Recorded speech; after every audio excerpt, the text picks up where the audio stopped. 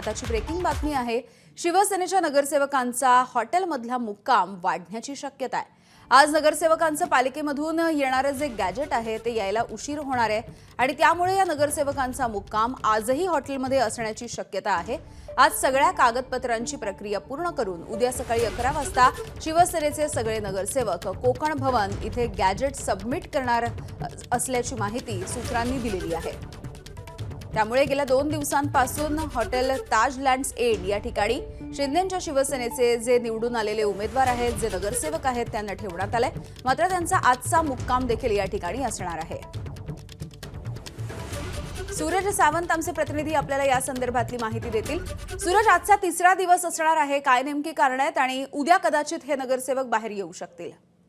नमिनी, नक्कीच आपण पाहतोय की 2 दिवसांपासून हॉटेलमध्ये असलेल्या नगरसेवकांचा मुक्काम आजही वाढण्याची शक्यता आहे। अद्यापही जे महानगरपालिकेकडनं गॅझेट दिलं जातं आणि त्याची जी नोंद असते ती त्या कोकण भवन या ठिकाणी केली जाते, मात्र अद्यापही गॅझेट न मिळाल्यामुळे किंवा आज ते गॅझेट येण्यास उशीर होणार असल्या कारणाने जो आज कोकण भवनला नगरसेवक जे कागदपत्र सबमिट करण्यासाठी जाणार होते त्यास उशीर होणार असल्याने उद्या सकाळी 11च्या सुमारास सर्व नगरसेवक हे त्या ठिकाणी जाणार आहेत। त्यामुळेच नगरसेवकांचा जो मुक्काम आहे हॉटेलमधला हा आजही वाढणार असल्याची माहिती ही सूत्रांनी दिलेली आहे। अगदी धन्यवाद सूरज माहितीसाठी। एबीपी माझा, उघडा डोळे बघा नीट।